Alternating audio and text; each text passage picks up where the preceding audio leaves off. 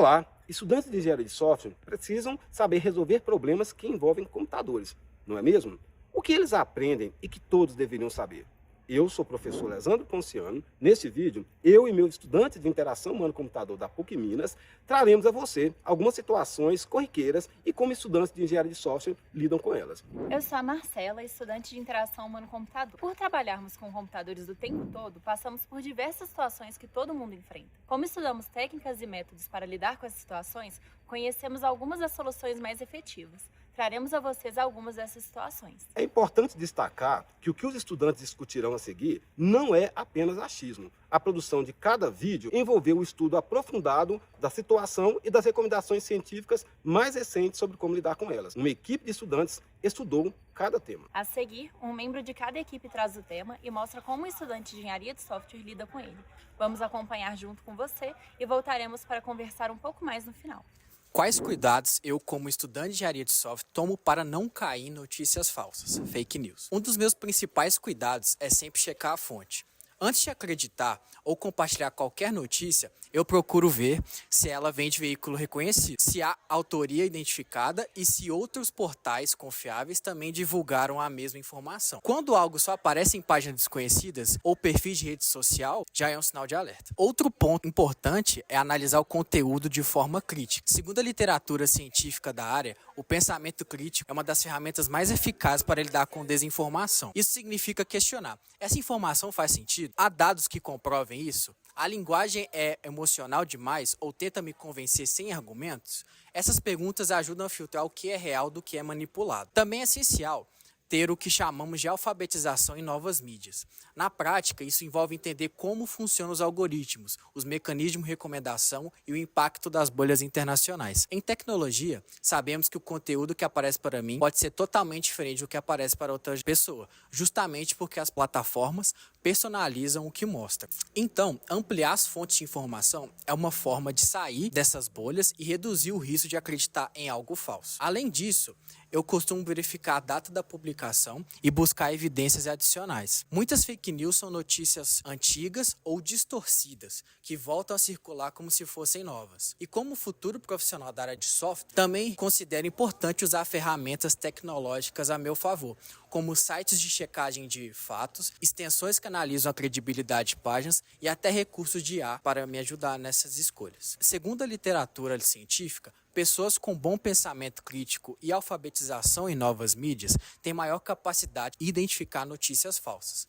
Por isso, acredito que essas habilidades precisam ser desenvolvidas não só na área da comunicação, mas também em cursos de tecnologia, já que lidamos com dados e informações o tempo todo. Minha preocupação com esse tema é validada pela pesquisa acadêmica. Estudos recentes como o Fake News Detection on Social Media investigam exatamente esse cenário no ambiente universitário. Eles confirmam que o pensamento crítico é um dos fatores decisivos, atuando como um preditor, chave da nossa capacidade de detectar ativamente uma notícia falsa. Para mim, isso mostra que a habilidade de debugar uma informação é tão vital quanto a de debugar um código.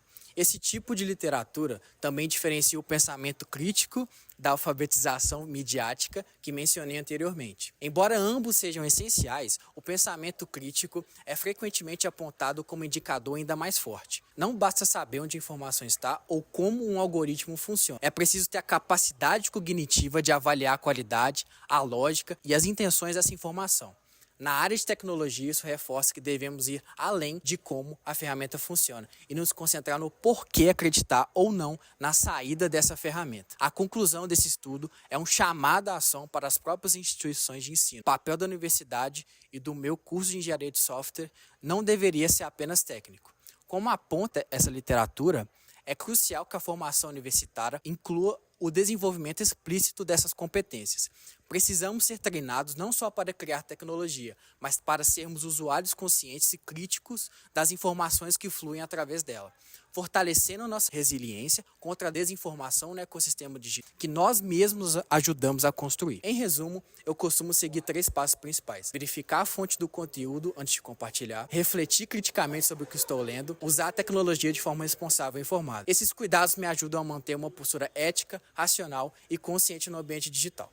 Como eu, estudante de engenharia de software, evito vício em redes sociais. Eu sou estudante de engenharia de software e uma das coisas que mais me chamaram a atenção nos estudos foi descobrir como as redes sociais são feitas para prender a nossa atenção. Elas não são apenas aplicativos divertidos, são sistemas muito bem pensados, projetados para que a gente passe cada vez mais tempo neles. As notificações, a rolagem infinita e as recompensas que aparecem de forma imprevisível, como curtidas ou comentários, são estratégias usadas justamente para ativar a nossa curiosidade e dificultar o momento de parar. Com esse conhecimento, eu comecei a olhar as redes com outros olhos. Percebi que se elas são construídas para mexer com o nosso comportamento, eu também posso usar esse mesmo raciocínio para proteger a minha própria mente. Foi aí que decidi aplicar o que aprendo na faculdade para o meu dia a dia. Segundo estudos científicos, 95% dos adolescentes usam redes sociais, e 1/3 deles passa nelas praticamente o tempo todo. Os pesquisadores mostraram que esse uso exagerado está ligado à ansiedade, depressão e insatisfação com a própria imagem. O mais preocupante é que os próprios jovens sabem que essas redes fazem mal, mas mesmo assim continuam usando, porque é difícil de se desligar. Isso me fez pensar: se eu aprendo a criar sistemas que prendem a atenção, também posso aprender a criar hábitos que me libertem dela. O artigo que li falava sobre diferentes formas de lidar com o uso excessivo das redes. Entre elas estavam terapias de autorregulação, que ensinam as pessoas a perceberem os gatilhos e emoções que as fazem abrir as redes sem pensar, intervenções baseadas em autocompaixão, que ajudam a lidar melhor com os sentimentos negativos e a diminuir a comparação com os outros. Essas ideias me inspiraram a criar meu próprio plano de ação. Comecei com um passo simples: desativei as notificações automáticas para não ser interrompida o tempo todo. Defini horários específicos para usar as redes, em vez de abrir o aplicativo toda hora. Troquei parte do tempo de tela por atividades que me fazem bem, como praticar esportes, ler e sair com amigos. Com o tempo, fui percebendo que essas mudanças realmente faziam diferença. Passei a me sentir mais concentrada, menos ansiosa e com mais tempo para mim mesma. Mas eu quis ir além. Na engenharia de software, aprendemos que todo sistema precisa de testes, manutenção e métricas. E eu apliquei isso a mim. Hoje, monitoro o meu tempo de uso como se fosse um dado de desempenho. Quando percebo que estou regredindo, por exemplo, passando horas no TikTok, refaço meu planejamento e ajusto o ambiente.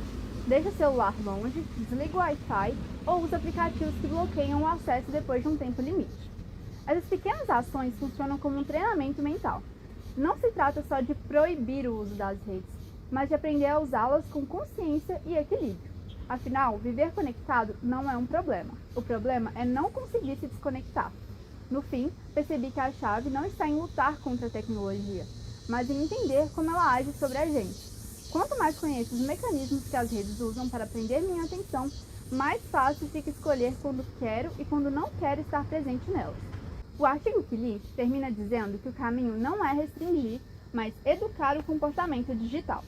E é exatamente isso que tento fazer. Usar o conhecimento que aprendo todos os dias, não apenas para criar sistemas inteligentes, mas também para viver de forma mais saudável, consciente e intencional no mundo digital. Como eu, estudante de engenharia de software, realizo compras seguras. Hoje em dia, comprar pela internet é algo comum e prático. A gente resolve tudo com poucos cliques. Mas junto com essa facilidade, surgem riscos que nem sempre são visíveis. E como alguém que estuda tecnologia, eu sei que a internet pode ser tão perigosa quanto útil, principalmente quando o assunto é expor dados pessoais e financeiros. Pesquisas na área de segurança mostram que muita gente sabe que deve se proteger, mas nem sempre coloca isso em prática. E esse é o ponto mais perigoso, acreditar que comigo não vai acontecer. A confiança excessiva é uma das principais causas de falha de segurança, e qualquer pessoa pode ser vítima, inclusive quem entende de tecnologia. Um dos maiores perigos nas compras online é o phishing, aquele golpe em que o criminoso cria e-mails, mensagens ou sites falsos para roubar informações. Muitas vezes, essas tentativas vêm disfarçadas de promoções irresistíveis, principalmente em datas como a Black Friday. O que muita gente não percebe é que esses sites falsos costumam criar logotipos, cores e até o jeito de escrever da empresa verdadeira. Basta um clique errado e os dados do cartão ou da conta bancária já estão nas mãos erradas. Como alguém acostumado a lidar com tecnologia, eu entendo que o problema não está só no código, mas também no comportamento humano. Eu mesmo já caí num golpe parecido. Eu recebi um e-mail da Netflix pedindo para refazer o login na minha conta e alterar minha senha. Um alerta chamativo para me fazer não pensar muito. Mesmas cores, mesmo layout, tudo igual. Eu entrei na página, coloquei meu e-mail e senha, perdi a conta da Netflix. Fui hackeado e tive que criar uma nova do zero. Eu ainda bloqueei o meu cartão para evitar tentativas de compra indevidas. Esses ataques exploram a pressa, a distração e a confiança das pessoas. Por isso hoje, antes de clicar em qualquer link, eu procuro parar e pensar: isso faz sentido mesmo? Ou essa oferta parece real? No meu dia a dia, eu sigo algumas práticas simples como essa para evitar cair nesse tipo de armadilha.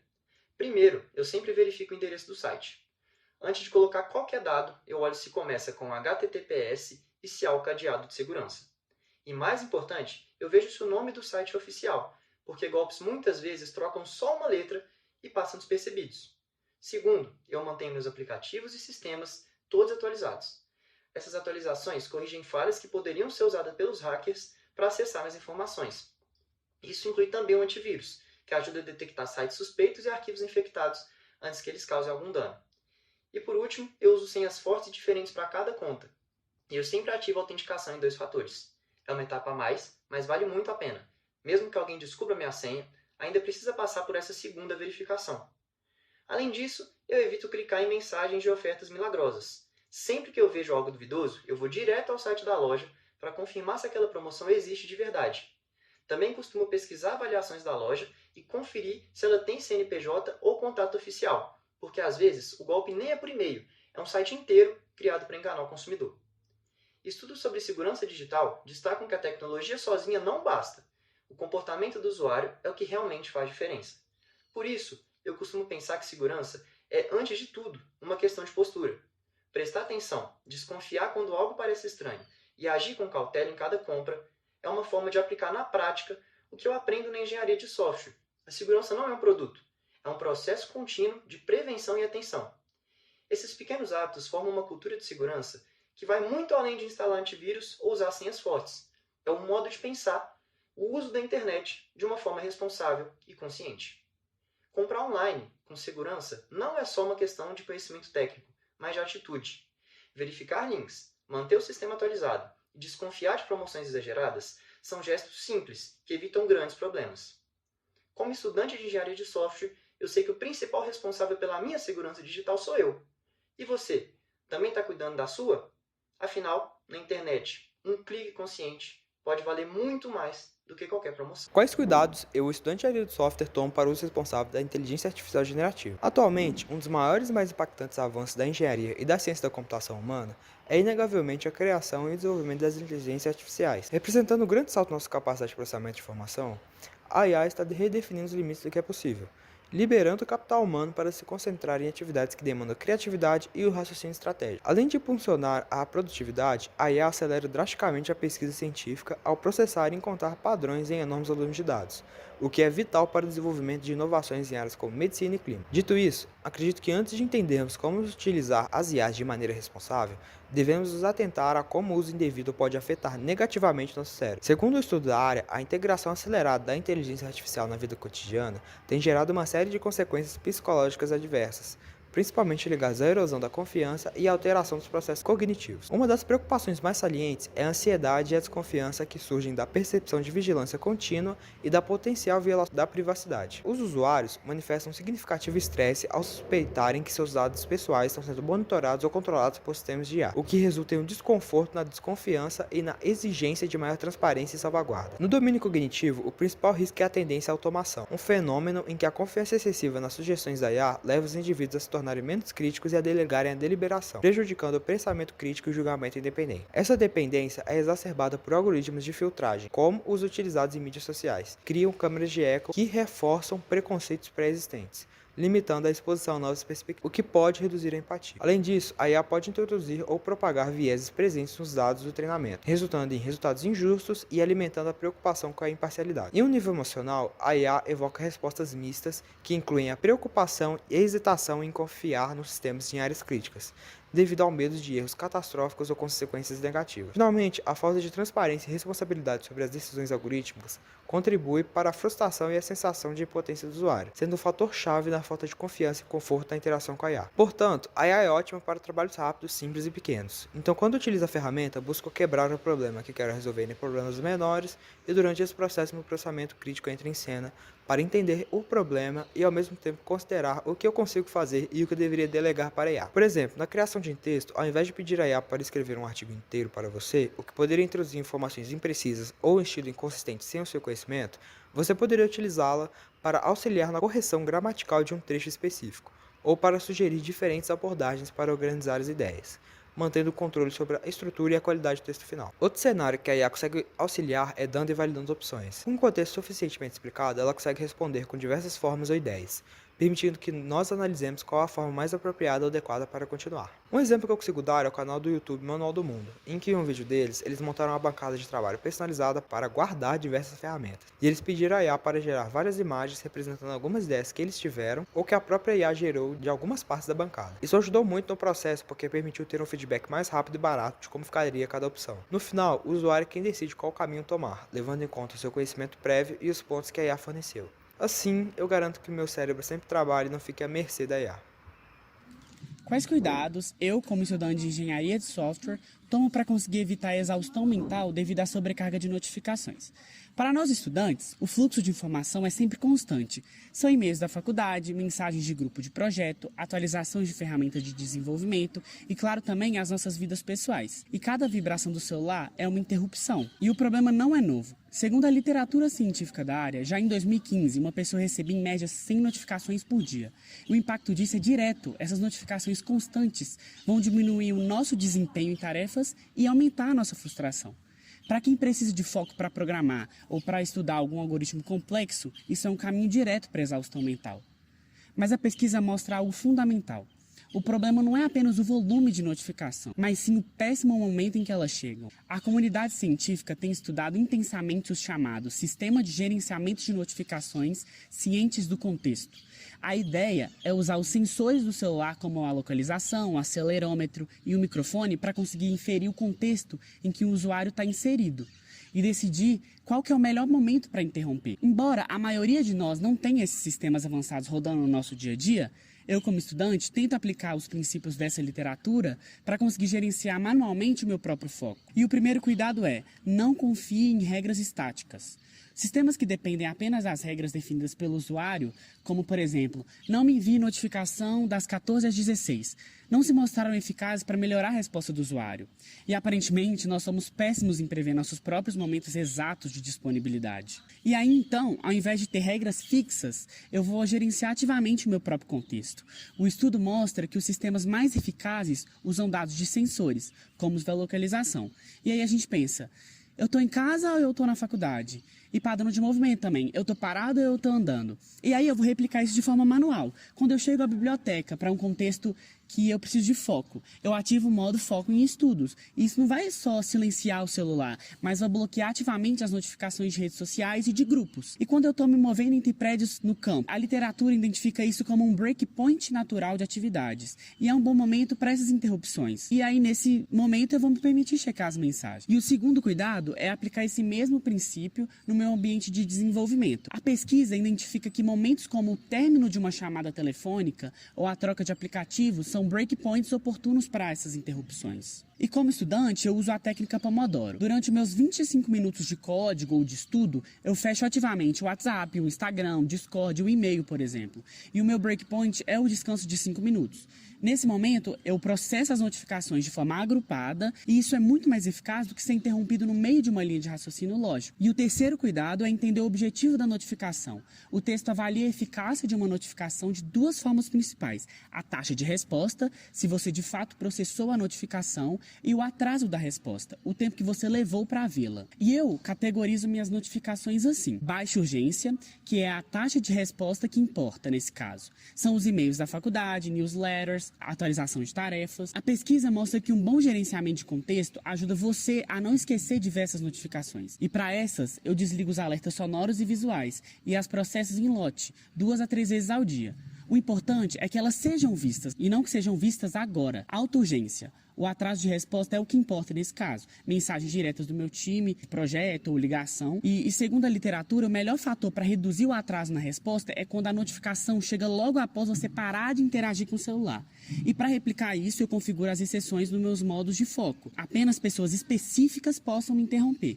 E aí, no fim das contas, a exaustão mental vem muito da sensação de ser constantemente reativo. E como estudantes de engenharia de software, a gente pode pegar os conceitos da literatura científica, como contextos, breakpoints e diferença entre taxa de respostas e atraso de resposta, e usá-los no nosso dia a dia para construir os nossos próprios sistemas de defesa. Usar os modos de foco do celular de forma inteligente não é só apenas silenciar o aparelho, é projetar ativamente um sistema que protege o nosso recurso mais valioso, a nossa atenção.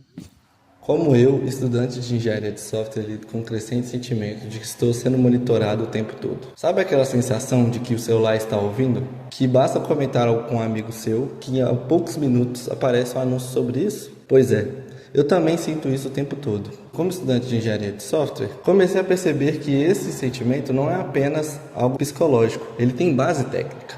Segundo algumas literaturas da área, cada clique, cada rolagem, cada tempo que você passa olhando para uma imagem gera algum dado. E esse dado ele alimenta sistemas de rastreamento que constroem perfis detalhados sobre si, mesmo sem você perceber.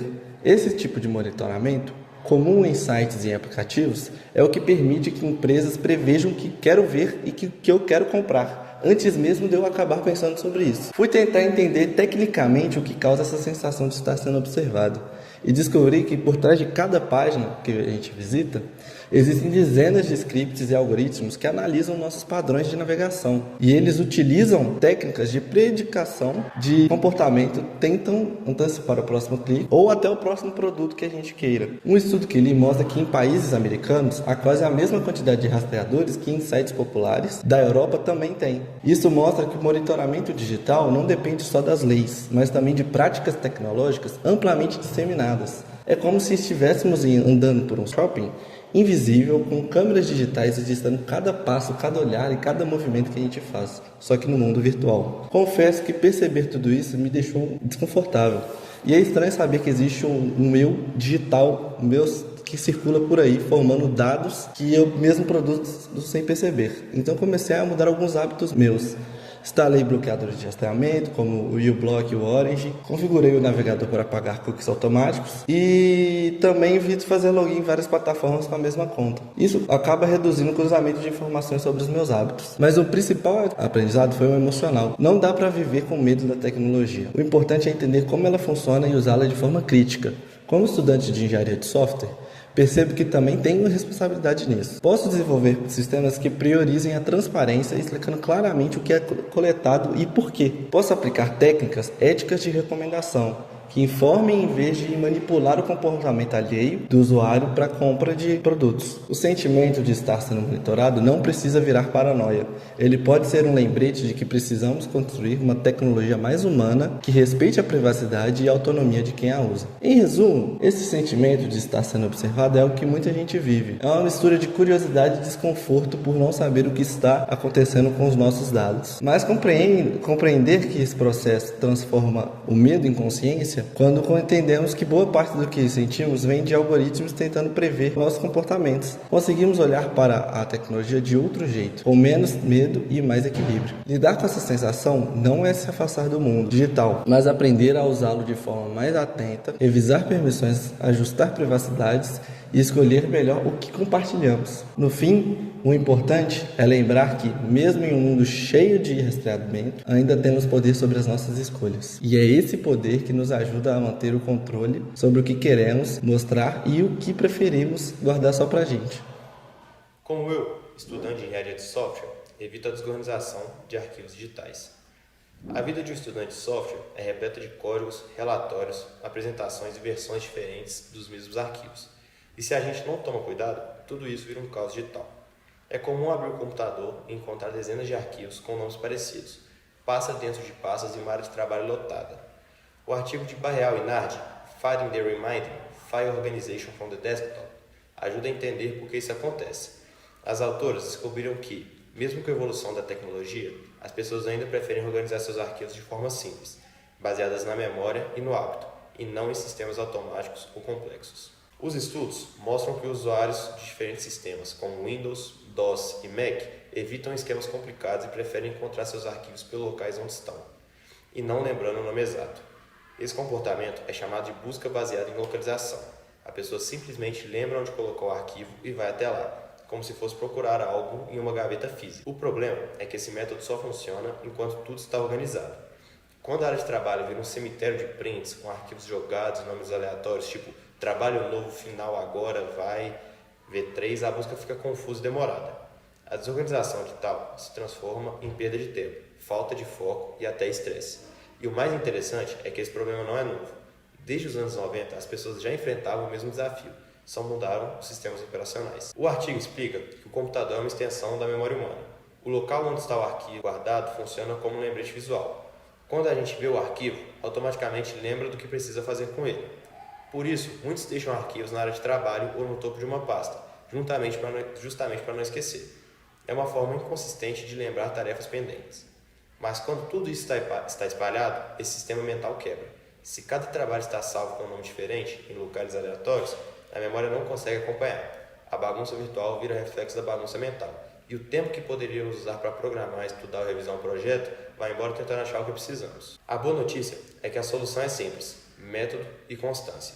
Não precisa de aplicativos milagrosos nem de ferramentas complexas. O segredo é ter uma lógica de organização pessoal e seguir o mesmo padrão. No meu caso, eu organizo as pastas por temas e disciplinas. Por exemplo, POO, Projeto 1, Banco de Dados, Trabalho Final, IHC, Apresentação. Assim, tudo fica separado por contexto e é fácil de encontrar. Também padronizo os nomes de arquivos usando versões claras, como Relatório Final V1, versão 1, por exemplo. Relatório Final V2, versão 2, por exemplo. Código Final Java, que eu vou usar para enviar minha aplicação. Isso evita duplicação e facilita quando precisamos revisar ou enviar um trabalho. Outra dica importante, baseada no artigo, é separar os arquivos em 3 categorias principais: efêmeros, coisas temporárias como anotações, prints e rascunhos; de trabalho, arquivos em andamento como relatórios e códigos ativos. Manter a separação deixa o computador mais leve e visualmente limpo. Além disso, ajuda o cérebro a entender o que ainda precisa ser feito e o que já está concluído. No fim das contas, a organização digital não é só estética, é produtividade. Ter pastas simples e nomes claros funcionam melhor do que qualquer sistema complexo. É uma forma de pensar e de trabalhar com mais eficiência. Lembrar que o computador é uma extensão da nossa mente ajuda a entender por que a organização faz tanta diferença. Quando tudo está em ordem na tela, a cabeça também fica mais leve e focada. A mensagem do artigo é clara: não precisamos de um sistema perfeito, mas sim de um sistema que faça sentido para nós. Crie um padrão, mantenha a disciplina e seu computador vira um aliado, não um inimigo. Desktop limpo, a mente limpa. A organização digital é o primeiro passo para a produtividade real. Quais cuidados eu, estudante de engenharia de software, tomo para lidar com a impossibilidade de responder as mensagens? Bom, para mim conseguir estudar e trabalhar de modo a render de verdade, eu preciso de um tempo prolongado de foco e é impossível prestar muita atenção em algumas coisas que se eu paro a cada 5 minutos só para ver se chegou alguma notificação ou mensagem. Concorda? Conseguir me concentrar de verdade, entrar naquele ritmo onde o tempo parece voar e ficar totalmente focado no que estou fazendo é algo super valioso para mim. E honestamente, o que mais atrapalha essa concentração é sem dúvida nenhuma o celular. Por isso, o primeiro passo foi entender que o celular é um dos principais gatilhos para a impulsividade de querer ficar o tempo todo checando o aparelho, vendo se tem alguma mensagem nova ou alguma notificação. Pode parecer óbvio, mas é diferente de outras distrações. O laptop eu estou usando para trabalhar. A TV está desligada, mas o celular ele está sempre ao meu alcance. Ele é onipresente, dispositivo mais acessível. E segundo a literatura científica da área, estudos realmente confirmam isso. Quando perguntam aos estudantes, eles classificam o smartphone como o aparelho digital mais distrativo que existe, superando laptops, tablets e TVs. E como esse gatilho se manifesta? Basicamente na forma de procrastinação causada pelas mensagens. Para mim, a distração número 1 são as mensagens. O WhatsApp e o Instagram. É aquela olhadinha rápida que quando eu vejo virou 20 minutos. Procrastinação é exatamente isso. É o ato de atrasar voluntariamente uma tarefa, mesmo sabendo que você vai se prejudicar. E quando eu sei que eu preciso terminar um trabalho de laboratório ou estudar para uma prova, mas o impulso de ver a notificação é mais forte e de repente aquela olhadinha rápida virou horas e horas deslizando o feed, tipo quando a gente entra no Instagram só para ver um reel que alguém compartilhou e sem perceber já passou um tempão ali.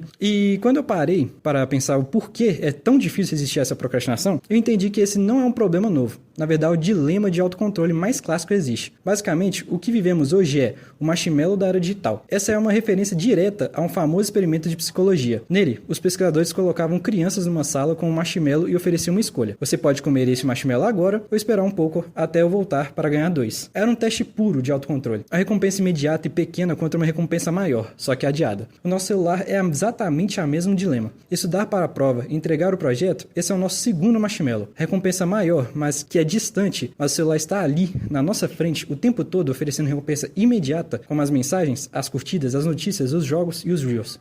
É uma batalha constante de impulsividade. Então, o que eu precisei desenvolver foi o autocontrole para esse impulso. O problema é que o impulso de responder é muito mais forte. Pesquisas confirmam que as pessoas com menor autocontrole são as que mais tendem a responder imediatamente às notificações. O que eu descobri foi o seguinte: tentar resistir o dia inteiro só na força de vontade é exaustivo e quase sempre falha. A estratégia muito mais inteligente que eu comecei a usar e adotar hábitos para lidar com a impulsividade, a pesquisa sobre isso é clara. Pessoas com autocontrole não são super-humanos que resistem mais. Na verdade, elas são melhores em formar hábitos que evitam que a tentação apareça. Elas não gastam energia lutando contra o impulso, porque elas removem o impulso do ambiente. O interessante também é que nesse conceito também é discutido no livro Hábitos Atômicos. No meu dia a dia, isso é o hábito de posicionamento. Quando eu sento para estudar ou programar, o celular não fica na mesa, ele não fica nem no bolso. Eu coloco ele na mochila ou deixo no outro cômodo. Estudos mostram que esse simples hábito, por si só, está ligado a um melhor desempenho acadêmico. Tentar só silenciar não funciona tão bem para mim. A distância física é o que realmente funciona. E isso tudo me levou à minha conclusão, que como o smartphone é utilizado é mais importante do que o quanto. Eu costumava me culpar pelo meu tempo de tela total, mas o que estudos que usaram aplicativos de monitoramento descobriram foi surpreendente. A quantidade total de minutos ou números de vezes que se pega no celular no dia a dia não teve uma ligação direta com as notas. O que realmente importou foi como. O como negativo é usá-lo para procrastinar quando eu deveria estar focado. Como positivo é gerenciá-lo ativamente com hábitos, como os de posicionamento. Assim, esses são os cuidados que eu tomo. Eu reconheço o celular como gatilho, entendo o impacto da procrastinação e, o mais importante, eu uso os hábitos de posicionamento em vez de força de vontade, para focar em como eu uso e não o quanto. Como eu, estudante de engenharia de software, lido com a segurança digital na era da inteligência artificial. Hoje em dia, a segurança digital é um desafio que cresce junto com o avanço da tecnologia. Como estudante de engenharia de software, eu vejo de perto como o aumento de dispositivos conectados e a quantidade de dados trocados todos os dias tornam os ataques cibernéticos cada vez mais sofisticados. Segundo literatura científica da área, os antivírus evoluíram muito nos últimos anos. Antes, eles dependiam de listas de ameaças conhecidas, algo como um catálogo de vírus que já tinham sido descobertos. O problema é que, quando surgia uma nova ameaça, os antivírus não sabiam como reagir. Hoje, com o uso de técnicas de inteligência artificial e aprendizado de máquina, os sistemas de segurança conseguem ir além. Eles não esperam mais por uma assinatura conhecida. Eles aprendem a identificar comportamentos suspeitos, analisando padrões e diferenças sutis no funcionamento dos programas. Em outras palavras, eles conseguem aprender o que é um comportamento normal e perceber quando algo foge do padrão, mesmo que nunca tenham visto aquele vírus antes. Isso me fez perceber que a segurança digital não é só questão de ter um bom antivírus instalado, mas de confiar em ferramentas que aprendem e se adaptam, assim como os próprios ataques estão se tornando adaptáveis. Por isso, no meu dia a dia, eu sempre mantenho os meus dispositivos e aplicativos atualizados, porque sei que cada atualização traz também novas camadas de proteção baseadas nesses modelos inteligentes. Outra técnica que aprendi e considero fascinante é o sandboxing. Segundo literatura científica, o sandboxing cria um ambiente isolado, uma espécie de caixa de vidro virtual, onde arquivos suspeitos são testados antes de terem acesso ao sistema principal. É como observar de perto sem correr o risco de ser infectado. E isso é essencial hoje, especialmente por causa de arquivos maliciosos chamados polimórficos, que mudam de forma com o tempo para poder escapar dessa detecção. Entender esse conceito me fez enxergar também a importância de ambientes controlados e testes seguros, não só na área de segurança, mas em qualquer tipo de desenvolvimento de software. Outra ideia que me marcou é a detecção de anomalias. Ela parte da observação de comportamento normal do sistema, como uso de memória, tempo de resposta e acesso a arquivos, e identifica quando algo sai desse padrão. Gosto de pensar nesses sistemas como detetives digitais, sempre atentos a qualquer atividade estranha. Isso me inspira, como estudante, a buscar práticas de programação seguras como monitoramento de logs bem estruturados, para facilitar esse tipo de detecção. Mas também aprendi que nem sempre o problema está na tecnologia. Muitas vezes o ponto mais vulnerável é o ser humano. Segundo a literatura da área, uma parte significativa dos ataques começam com a engenharia social. Mensagens falsas, links maliciosos e outras tentativas de enganar o usuário. Modelos inteligentes conseguem analisar padrões em links, em e-mails e identificar se são suspeitos,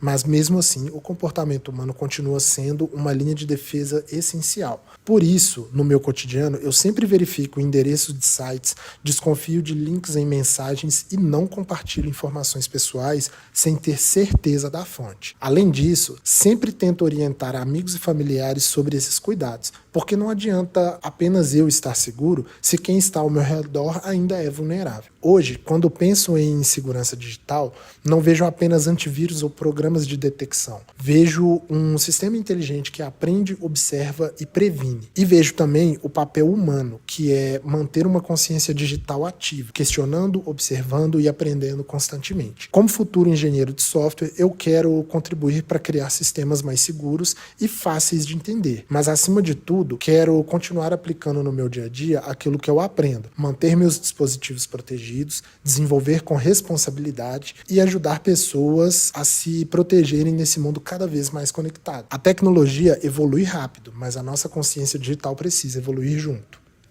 Muito interessante, não é mesmo? Você já tinha pensado sobre essas situações? A forma como você lidava com cada uma delas era realmente a melhor forma? Essa lista de tópicos é uma ilustração de que o conhecimento nos permite lidar com situações e problemas de modo mais informado. Sistemas são dinâmicos. Os sistemas estão sempre mudando. Os problemas também mudam. Por isso, é importante se manter atualizado. Há várias outras situações do dia a dia que poderiam ter sido abordadas nesse vídeo, mas a solução é sempre a mesma: estudar para tomar a melhor decisão. Esperamos que você tenha gostado do vídeo. Ele é resultado do trabalho de muitas pessoas. A seguir, você confere os créditos e agradecimentos a todos que trabalharam nesse projeto.